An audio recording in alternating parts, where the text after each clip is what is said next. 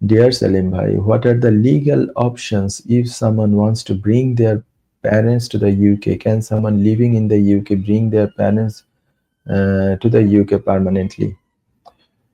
আহ, ধরে নিলাম যেই ব্যক্তি ইউকেতে আছেন, মানে ছেলে বা মেয়ে যারাই এখানে আছেন, তারা হচ্ছেন ব্রিটিশ সিটিজেন অথবা স্যাটেল পারসন।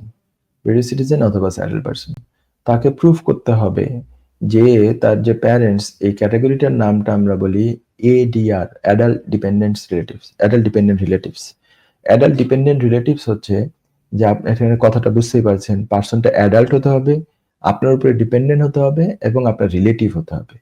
আমি ডিস্টেন্স রিলেটিভে গেলামই না, আমি ডাইরেক্ট আপনার প্যারেন্টের কথা বললাম, তারাও তো এই সংজ্ঞায় হচ্ছে রিলেটিভ আসলে তারাও। তো তারা আপনার উপরে সম্পূর্ণরূপে ডিপেন্ডেন্ট হতে হবেন। যে এখানে আরো কিছু জিনিস দেখার বিষয় আছে, যে এখানে যেভাবে বলা আছে যে বিকজ অফ ওল্ড এজ, যে তারা এই নিজের কাজটা নিজে করতে পারেন না। নিজের কাজটা নিজে কেন করতে পারেন না? যে তার সেই ইয়ে নাই, because of the old age, সে রিকোয়ারমেন্টের মধ্যে যেটা বলা আছে যে সে তার ডেইলি টাস্কও করতে পারে না, লাইক ওয়াশিং, ক্লিনিং, কুকিং, এই কাজগুলোও সে করতে পারে না আর কি, অ্যাডাল্ট ডিপেন্ডেন্ট রিলেটিভস ক্যাটাগরির মধ্যে। সেটার ভিতরে যেটা বলা আছে যে কি কি তার রিকোয়ারমেন্টস মিট করতে হবে, হ্যাঁ, এন্ট্রি রিকোয়ারমেন্টস, এটার মধ্যে সেটার মধ্যে যে রিলেশনশিপ রিকোয়ারমেন্টস হচ্ছে যে আপনার কি কি মানে কিভাবে সে আপনার রিলেটিভ সেটা তো আপনি প্রুফ করলেন, হ্যাঁ, তারপর লং টার্ম পার্সোনাল কেয়ার যে লাগবে সেটাই হচ্ছে যে এখানে সবচেয়ে ইম্পর্টেন্ট বিট। আমি একটু শেয়ার করি, একটু প্রেজেন্টেশন দেই স্লাইটলি।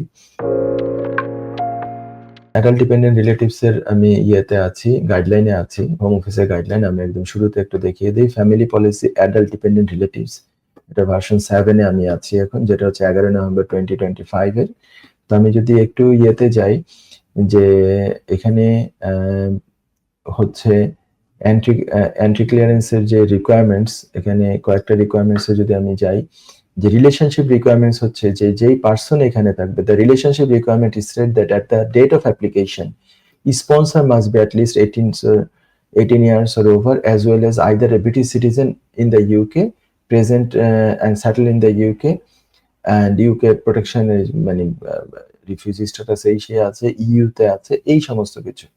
তো যে স্পন্সর, এখানে স্পন্সরকে আপনার ক্ষেত্রে হচ্ছে আপনি, আপনার বাবা মা এখানে অ্যাপ্লিকেন্ট, আর এই দেশে যেই পার্সনটা আছে, ছেলে বা মেয়ে আছে, উনি হচ্ছে স্পন্সর। তো ওই ছেলে বা মেয়েকে 18-এর উপরে তো অবশ্যই হতে হবে, এবং উনি ধরে নিলাম ব্রিটিশ অথবা স্যাটেল পার্সন হতে হবে, অথবা ইউ সেটেলমেন্ট স্কিমের আন্ডারে থাকতে হবে। এই এই জিনিসটা গেল। তারপরে হচ্ছে আমি আরো একটা দুটো জিনিস দেখাই। ফাইন্যান্সিয়াল রিকোয়ারমেন্টস হচ্ছে যে ওনাকে কোনো বড় ধরনের ইনকাম রিকোয়ারমেন্ট মিট করতে হবে যে তা না, যিনি এই দেশে আছেন ওনাকে শুধু দেখাতে হবে যে উনি মেইনটেনেন্স আর অ্যাকোমোডেশন দিতে পারবেন। ওনার যে দেশে আছে, মানে একটা ডিসেন্ট ইনকাম ওনার আছে, এখানে কোনো স্পেসিফিক বলা নাই যে এত হাজার ইনকাম থাকতে হবে, মানে আরেকজন মানুষকে খাওয়ানোর মতো তার টাকা পয়সা আছে। যেমন ধরেন আগের যে আমাদের রুল ছিল যে 29,000 হওয়ার আগে বা 18,600 অ্যাকচুয়ালি হওয়ার আগে, যে আমি ডিডাব্লিউপি যে থ্রেশহোল্ড ওইটা মিট করি, তো ওইটা মানে এক একজন ব্যক্তির জন্য 113 পাউন্ড উইকলি ইনকাম এরকম হতে হবে। হাজব্যান্ড ওয়াইফ মানে অ্যাডাল্টের জন্য 113 পাউন্ড, হাজব্যান্ড ওয়াইফ মিলিয়ে 113 পাউন্ড আসলে, আর পার চাইল্ডের জন্য ছিল 75 পাউন্ড সামথিং। তো ওই রকম আরো একজন মানুষ যদি অ্যাড হয়, তাহলে আমি উইকলি অন্তত 113 বা 115 পাউন্ডের যে বেশি আমার এক্সট্রা ইনকাম আছে আমাদের নিজের ফ্যামিলির বাইরেও।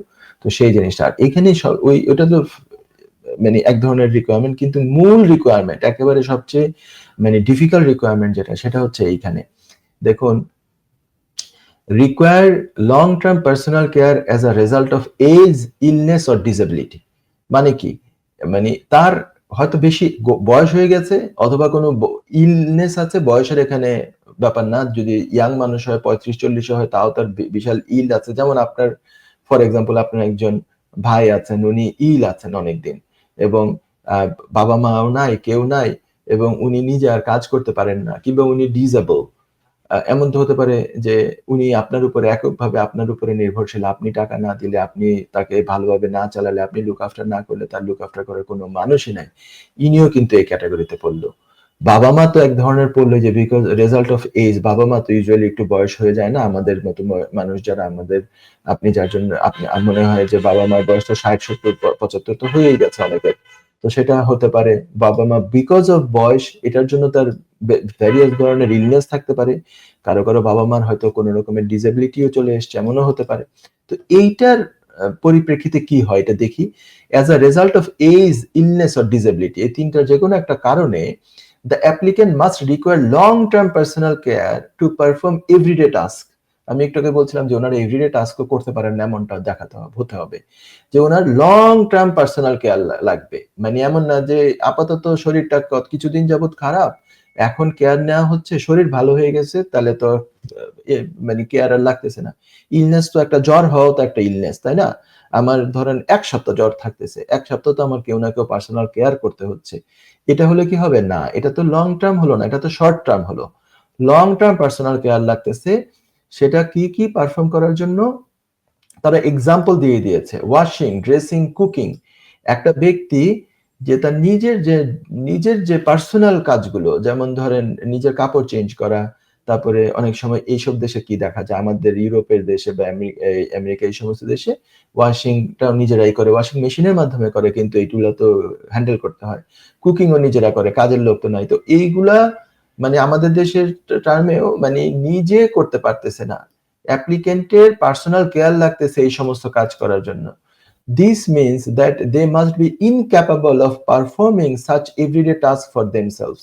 এমনও তো ডিসেবল পারসন আছে যে তাদেরকে আসলে তাদের সমস্ত ধরনের খাইয়ে দাইয়েও দিতে হয়, কাপড় চেঞ্জ করতে হয়, তাদের টয়লেটটা পর্যন্ত আরেকজনকে হেল্প করা লাগে বা আরো সব ধরনের কাজ করে দিতে হয়, বাথ করে দিতে হয়।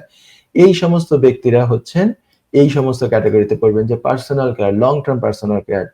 তারপরে হচ্ছে the situation may have been arrived at recently such as the result of serious accident resulting in long-term incapacity, or it could be the result of deterioration in the applicant's condition over several years. হ্যাঁ, তারপরে হচ্ছে এই একটা জিনিস যে তার শারীরিক condition হলো এইটা। তারপরে দ্বিতীয় কি কন্ডিশন, সেটা হচ্ছে unable to receive the required level of care in the country where they are living.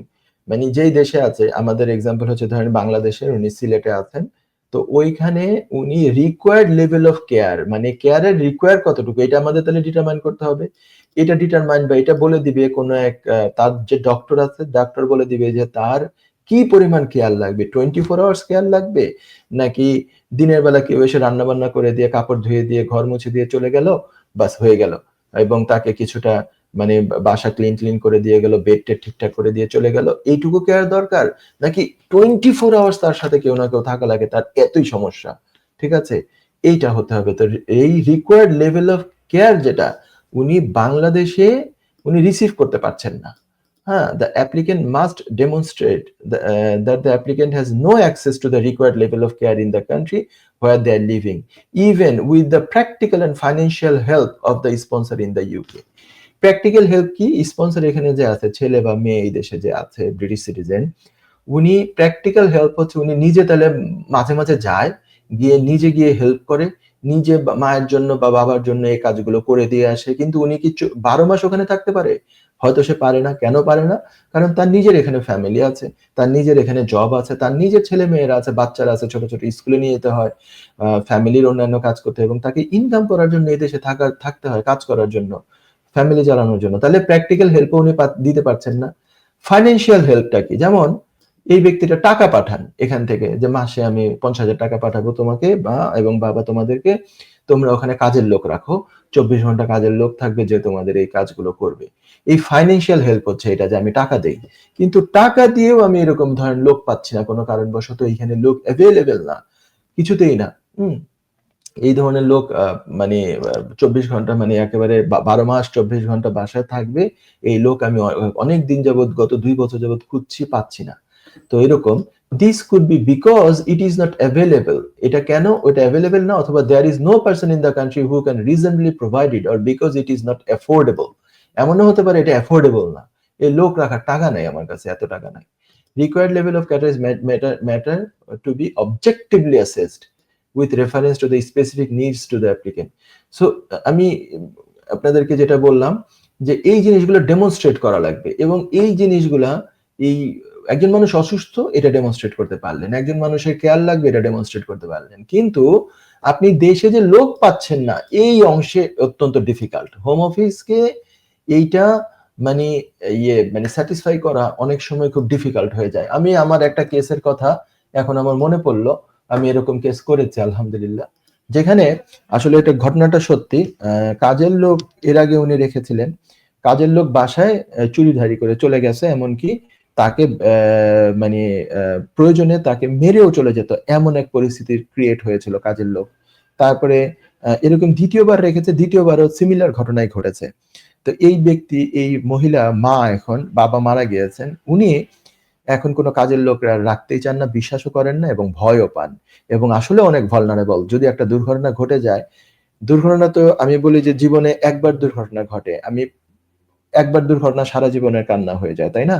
তো দুর্ঘটনা এমন না যে দুর্ঘটনা মাঝে মাঝে ঘটে, কোনো ব্যাপার না, এটা দুর্ঘটনা তো ঘটার সম্ভাবনা খুব কম, কিন্তু দুর্ঘটনা একদিন ঘটলেই তো আমার জীবনের বিরাট এক সমস্যা হয়ে গেল। আর কেউ যদি একটা অ্যাক্সিডেন্ট করে, জীবনে বারবার অ্যাক্সিডেন্ট করে না, একবার অ্যাক্সিডেন্টে তো উনি হয়তো সারা জীবনের জন্য পঙ্গু হয়ে যেতে পারেন। তো এরকম দুর্ঘটনা যদি একটা কাজের লোকের মাধ্যমে এভাবে ঘটেই যায়, তো ওইরকম তাদের কাছে পুলিশ রিপোর্ট ছিল, পুলিশের কাছে ডিটেল রিপোর্ট ছিল, কেস কি চলতেছিল ওই রিপোর্ট ছিল, এলাকার অন্যান্য সাচেস ধরেন ছিল, এলাকার চেয়ারম্যানের লেটার ছিল, যেখানে চেয়ারম্যান পুরো জিনিসটা বলতেছেন যে এই ব্যক্তির ডাক্তারও বলতেছেন যে তিনি এখন অ্যাকচুয়ালি কাউকে ট্রাস্টই করতে পারেন না তার ছেলে মেয়ে ছাড়া, কারণ তারা সবাই তাকে এর আগে উনি ধোকা খেয়েছেন 2 বার। তাহলে এখানে এইভাবে একটা ভালো প্রুফ হলো যে এখানে আমার পক্ষে অন্য কাউকে পেলেও রাখা সম্ভব না, এই রিজনে। তো এরকম কেস আছে, বিভিন্ন ধরনের কেস হতে পারে, বিভিন্ন ধরনের সার্কামস্টেন্সেস এর উপরে এই জিনিসটা নির্ভর করে। তো এইভাবে করে এই অ্যাপ্লিকেশন করা লাগে। এক হচ্ছে যে ইলনেস, ডিসএবিলিটি হতে পারে, বিকজ অফ এইজ হতে পারে, এবং এটার জন্য ডেইলি টাস্কগুলো উনি করতে পারছেন না, এবং উনি সম্পূর্ণরূপে আপনার উপরে নির্ভরশীল যারা আপনারা বিদেশে আছেন, এবং হচ্ছে যে আপনার পক্ষে গিয়ে তারকে এই লুক আফটার করা সম্ভব না, টাকা দিয়ে লোক রেখে করা সম্ভব না। এই জিনিসগুলো যদি ডেমনস্ট্রেট করতে পারেন তাহলে অ্যাডাল্ট ডিপেন্ডেন্ট রিলেটিভস ক্যাটাগরির কিছু সম্ভাবনা আছে। However it is highly difficult একটা রুট। এই রুটটা করার আগে অবশ্যই অবশ্যই ভালো একজন লয়ারের শরণাপন্ন হবেন। অতীতে এটা নিয়ে কাজ করেছেন, বেশ কিছু কাজ করেছেন, অন্তত পক্ষে ভালো এক্সপার্ট নলেজ হয়ে গিয়েছেন। By book every single word আপনার রিকোয়ারমেন্ট মিট করা উচিত হবে। এই সমস্ত জিনিস যদি করা যায় তাহলে করা যেতে পারে, অ্যাপ্লিকেশন করা যেতে পারে, এবং এটা কিন্তু ভিসা হয়ে গেলে পার্মানেন্ট রেসিডেন্স পেয়ে যাবেন। মানে আপনার মা বা বাবা যার কথাই বলছেন, যার জন্য অ্যাপ্লাই করবেন অ্যাডাল্ট ডিপেন্ডেন্ট রিলেটিভ, উনি সেটেলমেন্ট ভিসা পাবেন এই দেশে। তবে এখানে কন্ডিশন দেওয়া আছে, সেটেলমেন্ট ভিসা পেলেও প্রথম 5 বছর ওই ব্যক্তি বেনিফিট অ্যাক্সেস করতে পারবেন না, পাবলিক ফান্ড নিতে পারবেন না। ঠিক আছে? তো ঠিক আছে, পাবলিক ফান্ড, একটা মানুষ, আপনার বাবা মা যদি আপনার সাথে থাকে, পাবলিক ফান্ডের উপরে রিলাই করবেন আপনি? আপনি লন্ডনে ইউকেতে থাকেন, আপনি একটু নিশ্চয়ই হয়তো বা ভালোই আছেন, ওয়েল অফ আল্লাহ দিয়েছেন। তো বাবা মার জন্য আপনি শুধু তাকে বেনিফিট পাওয়ার আশায় আনবেন, নাকি তাকে এনে আপনি সেবা শুশ্রূষা করতে পারবেন? তার জন্য আপনি আজকে যাই হয়েছেন তা তো তাদের জন্যই আল্লাহ দিয়েছেন, তাদের মাধ্যমেই সবকিছু। তো তাদের জন্য করতে তো আরো মানে মন খুলে করবে মানুষ ইনশাআল্লাহ। তো পাবলিক ফান্ড অ্যাক্সেস থাকবে না 5 বছর, পাবেন settlement directly. However it is very difficult, the case usually go to the court, usually goes to the court, the court যদি ডিসাইড করে তারপরে গিয়ে এটা হয়। তো এই হচ্ছে যে মোটামুটি জানি যে এই ব্যাপারে অনেক আলোচনা আমি পাই, অনেকে অনেক প্রশ্ন করেন, সচরাচর খুব এক্সট্রিম বিজি থাকি বিধায় এগুলো আনসারগুলা আমি এই টিভি প্রোগ্রামগুলোতেও ভালোভাবে যে ডিটেল বলতে পারি সেই সুযোগটাই হয় না, কারণ অনেক মানুষ ফোনের লাইনে থাকেন। তো আজকে একটু সুযোগ পেয়ে আমি একটু চেষ্টা করলাম ওয়ার্ড বাই ওয়ার্ড একটু বুঝিয়ে দেওয়ার জন্য।